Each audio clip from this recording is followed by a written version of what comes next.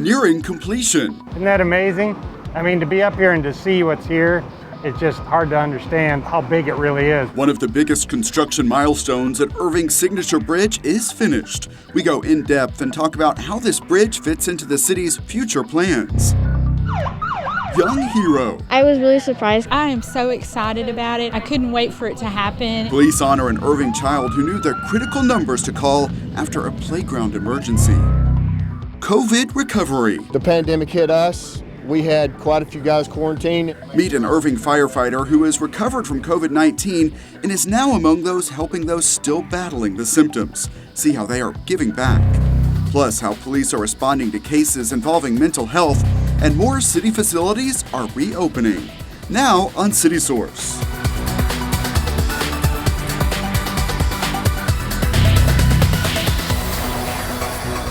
Hello and welcome to City Source. I'm Thomas Gandy. Our top story today, the construction of Irving's signature bridge is nearing completion.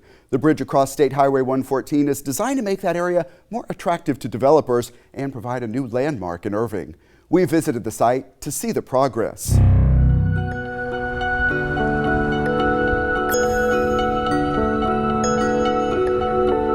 What do you think of what you're seeing up here? Isn't that amazing? Irving Mayor Rick Stouffer is getting an up-close view of progress on Irving's signature bridge. I'm really excited to see the Mustangs incorporated. The bridge spans State Highway 114 at the former site of Texas Stadium and other land ready for redevelopment. Really a connection that pulls the whole 400 acres together. His visit comes right after this milestone in construction.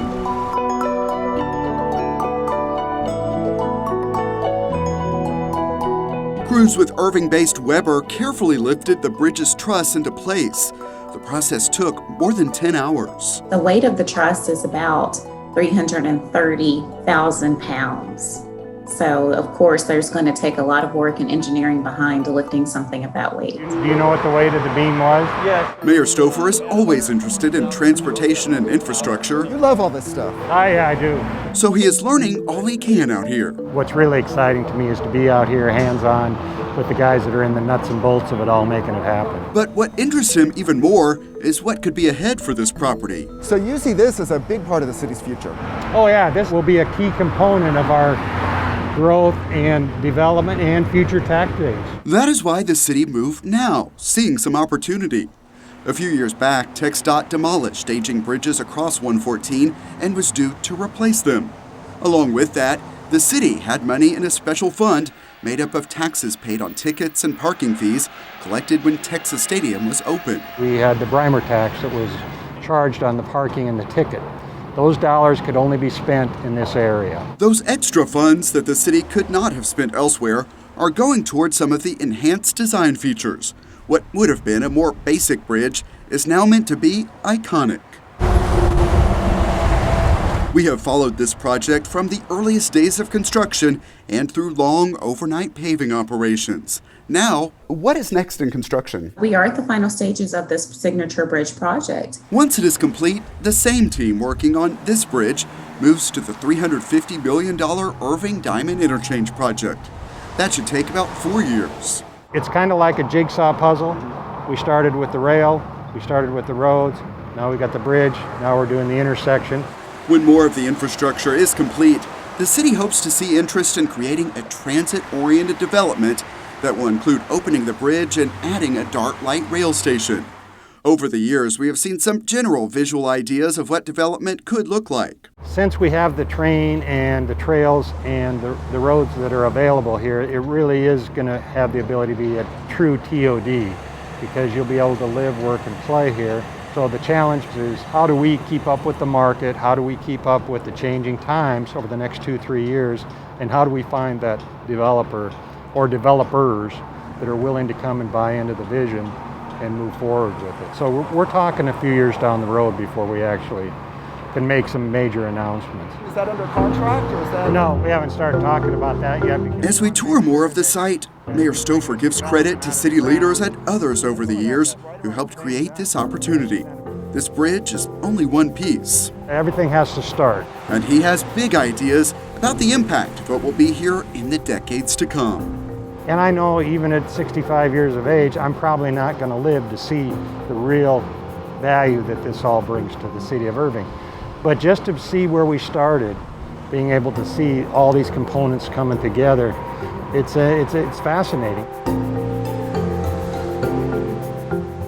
By the way, those tall orange structures you see in the image behind me were only temporary to facilitate lifting that truss. In fact, they are already down as the teams there start to wrap up construction. In other transportation news, DART is getting back to nearly full service. In fact, it is restoring about 90% of pre-pandemic service levels beginning October 19th. The board had temporarily reduced service to match a drop in demand. Updates on all of the changes will be posted in the days ahead at dart.org. More DART news now. The agency is providing free trips to voting locations. Voters can ride at no cost on DART Bus, Light Rail, GoLink, and paratransit service, as well as on the TRE between Union Station and Centerport DFW Airport.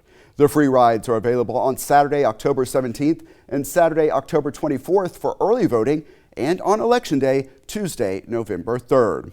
And here are a lot more specifics on the upcoming election. Keep in mind that October 5th is the last day to register to vote. In Irving, the office of the mayor and single-member district council places 3 and 5 are up for election. Here are the candidates in the order in which they will appear on the ballot. For mayor, the candidates are Rick Stouffer, the incumbent, and Olivia Novella Obreo, educational consultant. In single-member district place 3, the candidates are Mark Zeski, teacher, Abdul Kabir, business consultant, and Muhammad Akbar, systems engineer. And in single-member district place 5, J. Oscar Ward is seeking re-election. Any resident who is a registered voter may vote for the office of mayor. Only registered voters living in single-member district places 3 and 5 may vote for the candidate in their respective district. Early voting is October 13th through October 30th, and Election Day is November 3rd. For both early voting and now even on Election Day, voters may cast ballots at any polling location in Dallas County. Visit dallascountyvotes.org for a list. The city secretary's office can answer election questions. That number is 972-721-2493. On to other news now. People living in a West Irving neighborhood heard the unmistakable noise of police sirens, but it was no cause for concern. It was instead a celebration and a chance to honor a young hero who made all the right decisions in a real emergency.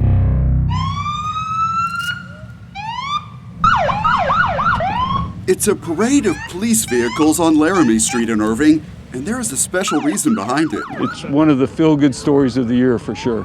A very proud day, very proud day. I'm like shocked.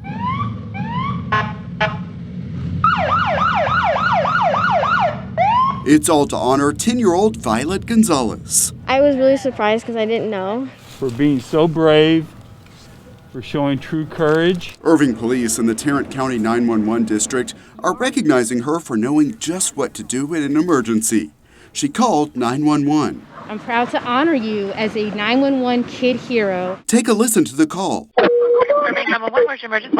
In the water park near the center, this kid fell off one of the equipment, and it's bleeding. Okay, let me get a paramedic. The impact knocked the boy unconscious. He's still alive, but he's not moving at all. From the background noise, it's clear that there was panic at the scene. Romeo, look at me. Look at me. Romeo, look at me. But Violet remained calm, providing info to both the Irving Police and fire departments. We've got guys just about there. The call lasts nearly 6 minutes, and when paramedics arrive... His pulse was okay. Oh, good. Violet, you did great. You're amazing. Thank you. You're welcome. Great job. Very proud of you. Why are you crying? I'm just proud of you. What she did doesn't seem like a big thing until you really understand from her standpoint, from the eyes of a 10-year-old, to know to call 911, to know to stay calm, to help that operator who's on the other line understand what the circumstances are, provide the information that we need so that we send the right emergency equipment to handle the situation. How did she know just to kind of keep her calm and to, do everything just right? Violet's just like that. She's chill most of the time. Violet knew exactly what to do. She knew where the location was and things like that. Location's important. That's how we get you the help. She's just showed a lot of maturity and just everything that, that I've taught her, that school teaches her, like she was able to put that into play. Where did you learn about 911? School and commercials. Commercials? Yes. Now, police are hoping that this case might spark new discussions that could save lives. So hopefully this is that catalyst that has those parents sit down with their kids and have the conversation. Here's what you need to do in a case of an emergency. You dial 911, you stay on the line with the operator, you give them your address, you give them your name, and you tell them what's going on. Sometimes we just feel as parents that kids are not listening to us, but they obviously listen. They really do take away something from our conversation. What do you want your friends to learn from this? I want them to learn that they should think fast if they see someone in trouble. If you see someone in danger, call 911. And Violet already has a career in mind. I want to be a vet and help animals. She's trying to bring baby ducks home and, taking care of them. So, yeah, that's really in her nature. She's really very loving. Qualities she showed when she made that 911 call, helping a boy survive a serious playground injury. I'm proud of her. And I am happy to pass along this update. Police say the injured boy is now doing okay.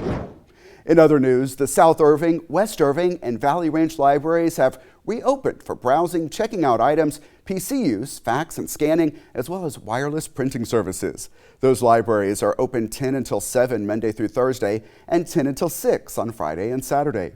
The branches will be periodically closed throughout the day for cleaning. Of course, masks are required, and a few areas, such as study rooms, remain closed. Also, the libraries do continue to offer their drive-through and curbside services.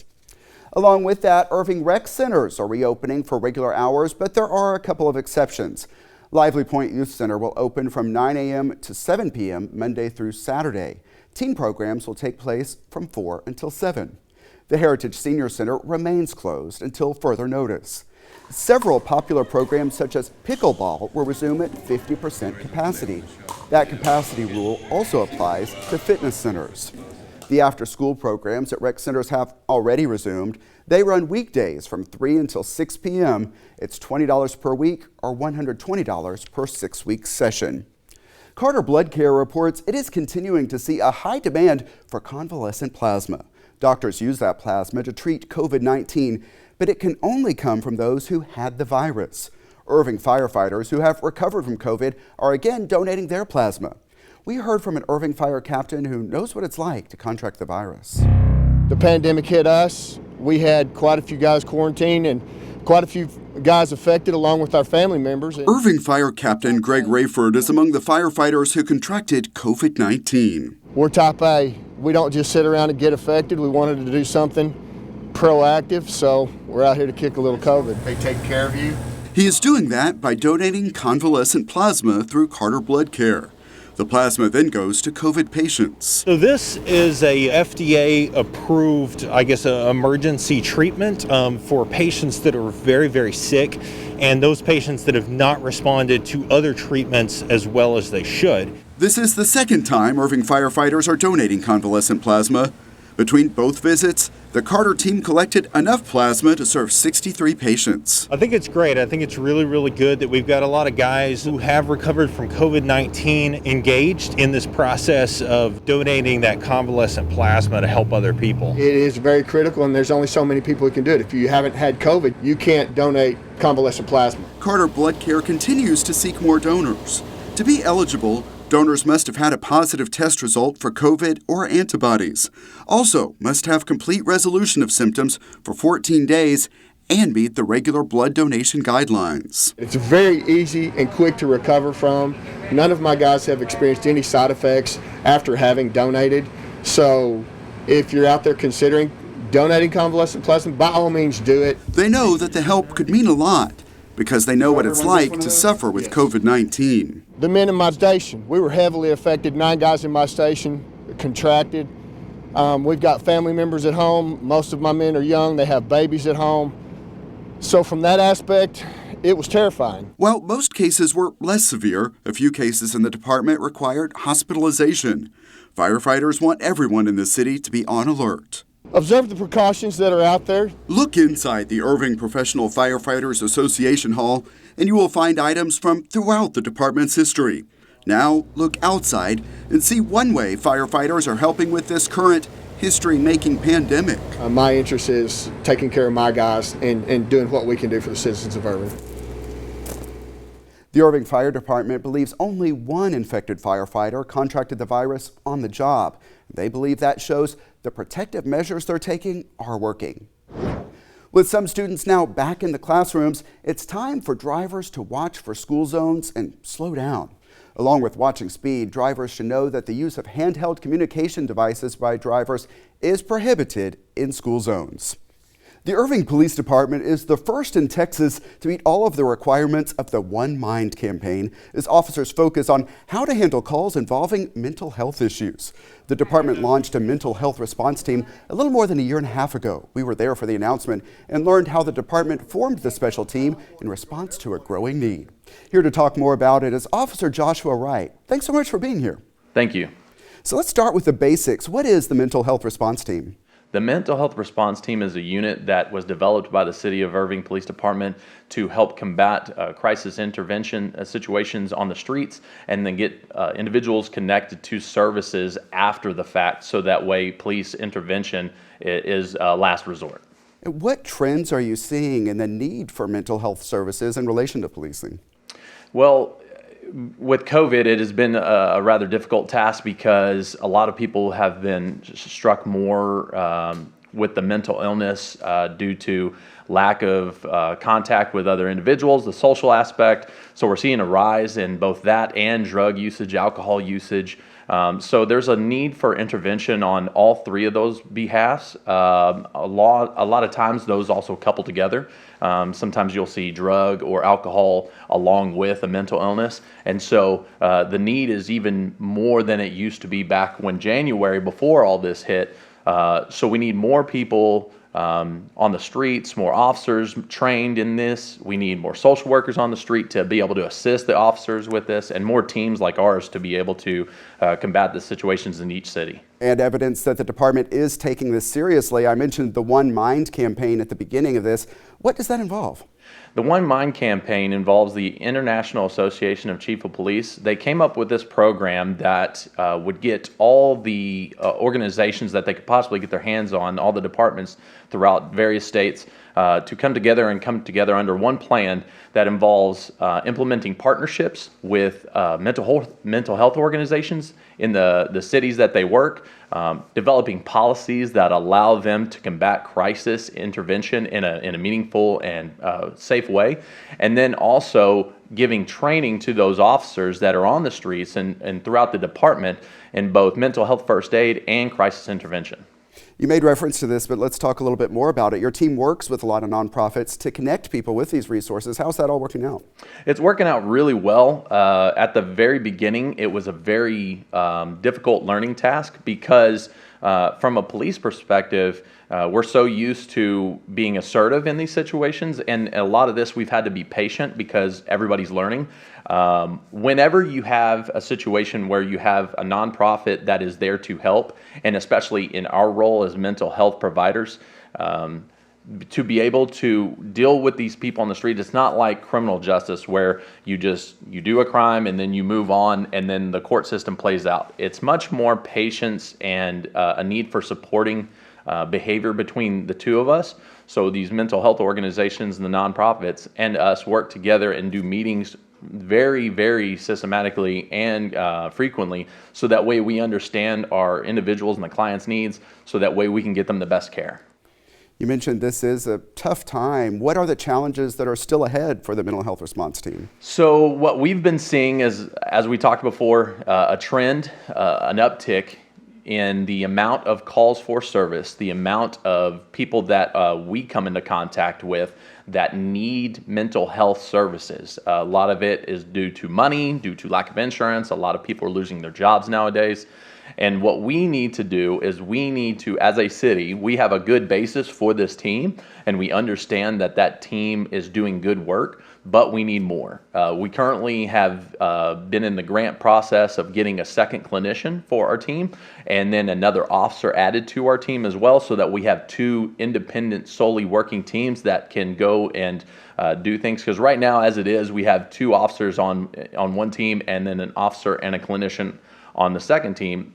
We've already run into safety issues because you're only having one officer, and we deal with people that are very volatile in their crisis states. So the more people and the more social workers and the more buy-in we can get to this unit, the more impact it'll have with decreasing the amount of these crisis moments that happen in Irving, and then also getting people the help they need so that they can live the life they want to live. Taking on this very important issue, Officer Joshua Wright, thanks so much for being here. Thank you. Another police program will look different this year. Illuminate Irving traditionally attracts hundreds of people to the Mandalay Canal to draw attention to domestic violence through an emotional event that involves placing lanterns decorated with special messages in the canal. This year, the pandemic is prompting changes. Well, this year we really wanted to continue with our tradition of hosting Illuminate Irving, and yet we wanted to make it safe for all the participants. And so we are making individualized kits for people to pick up at our center, and they can decorate their lantern at their home with their family in honor of a victim or a survivor of domestic violence.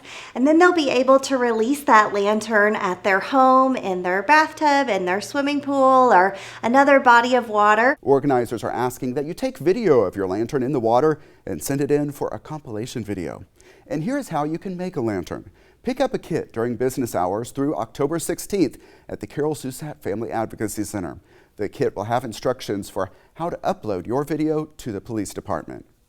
Irving Parks and Rec is hosting an all-new event to celebrate this season of ghosts and goblins. It's called Eerie Irving Park, and it's a drive-through experience with a number of attractions that will even include a zombie apocalypse.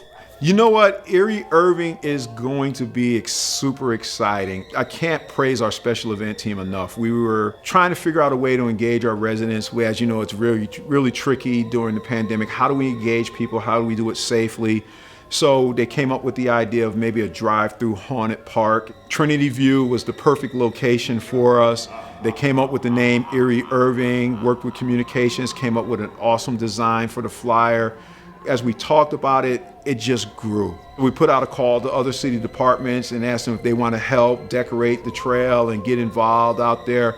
So it's going to be a fun-filled adventure for your family. You'll be able to come in your vehicle, stay in the safety of your vehicle, and get a fall experience for Halloween with your family. It also gives us a time to dress up and have fun and act silly in a safe way as well. So we're really excited about it. Sounds like a lot of fun, and each child under the age of 15 will receive a bucket to collect treats along the route. And upon leaving, each vehicle will receive one pumpkin to take home and decorate. Eerie Irving Park is Saturday, October 24th from 4 until 9 p.m. at Trinity View Park. No buses or RVs will be allowed, and attendees are asked to keep their seat belts fastened.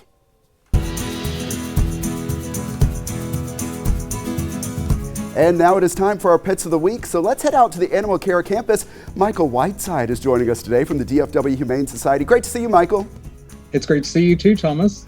And let's get right into it. For people looking for a smart dog that's loyal, a lot of times people will look toward a German Shepherd or German Shepherd mix. You got one for us, right? We do, and she is amazing. First of all, she is definitely German Shepherd. Second of all, she's only 4 months old, so there's lots of room to really bring her into your life and get her into your routine and teach her the things that she needs to know. She is really just a great, fun pet.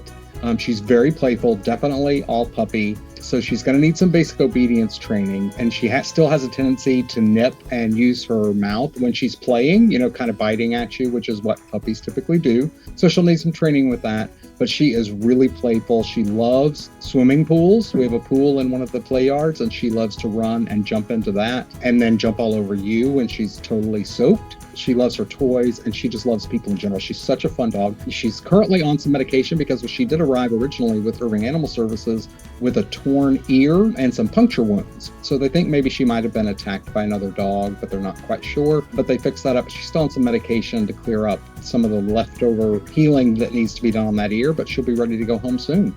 Yeah, and her name is Amelia. We're seeing some of the pictures and video of her. But she's going to get big, right? German Shepherds are known for their size. So what kind of owner would be best for Amelia?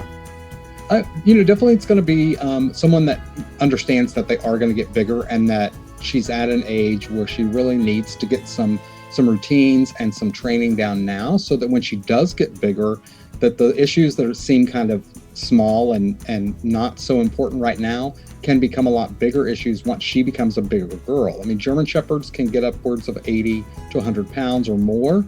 We don't know for sure that she's full German Shepherd, but she looks pretty close to it. So she'll probably get up in that range, and she's going to be a big girl. It'll be probably great with a yard, someone that can take her for walks, get her used to that kind of activity. So I think probably better in a house, but she's young enough that she should do well around kids, and I believe she's okay around other pets too. Yeah, and they are so smart, so it's good to get that training in and get some education, and Amelia will be a great pet. So let's move on to the next pair, Charlie and Anne-Marie. Now, you said you think they might be a bonded pair, and I bet if you think they're a bonded pair, they probably are, right? Right. I mean, we haven't officially, said that they have to go home together. But when you watch Charlie and Anne-Marie, they definitely belong together. They were actually originally came into Irving Animal Services as strays, and they were found roaming together. They are estimated to be about 1.5 years, and they're a lab Catahoula mix. So they're both this beautiful brindle color. They look very similar, although Anne-Marie's a bit darker and Charlie's a bit of a lighter brown, but they are most likely siblings. They've definitely been socialized. They're friendly with people.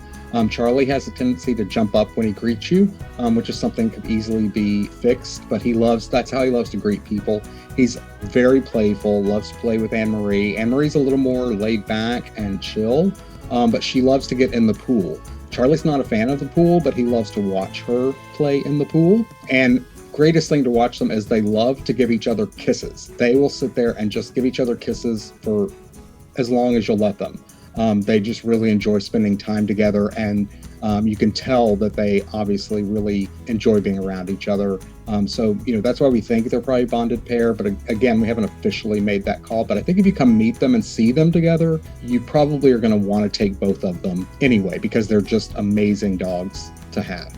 Yeah, sounds like it. Sounds like they really need to go home together. And let's talk about fundraising at the time of this pandemic.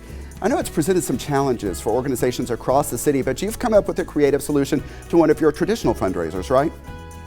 Yeah, so what we're doing this year, typically, in the spring we have our, what is typically a walk event called Wag, Walk, and Roll. Usually, it's just kind of a leisurely walk and a peer-to-peer fundraiser that we do every spring. And obviously this past spring we had to cancel that because we couldn't do it in person. Still, with so many social distancing guidelines in place, we wanted to try and do it again, but we couldn't do it in person. So what we're going to do is throughout the month of October, which is actually Adopt a Shelter Dog Month, so it coincides pretty well with that. But what we want people to do is register as a fundraiser, and then we want you to pick something that you enjoy doing and that brings joy to you and to other people, and just commit to doing that all month long while you raise money. So if you want to run a 5K in whatever time it takes you, and let people know and have them donate to your cause for shelter pets for you running a 5K. If you're a crafter, craft something and sell it and give the proceeds, or ask people to donate when you finish a craft. There's so many challenges right now, and I think people are getting a little overwhelmed with all of the social distancing and the pandemic in general, and we wanted to do something that really didn't have a whole lot of guidelines other than just do something that makes you happy and brings you some joy, and at the same time raise some money to help the shelter pets here at DFW Humane Society. It sounds like the opportunities are endless. Thanks so much, Michael Whiteside, for telling us about that. Sure. All right, and the best way to adopt right now is to call the Animal Care Campus and make arrangements to meet. DFW Humane Society's number is 972-721-7788. For Irving Animal Services, call 972-721-2256. Also, check out the websites you see on your screen.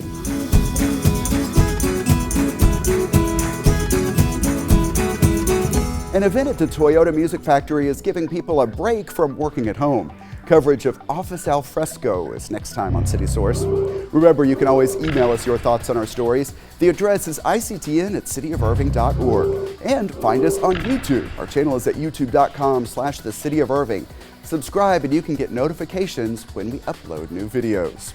And that's it for this edition of City Source. Thanks for watching, stay healthy, and we'll see you next time.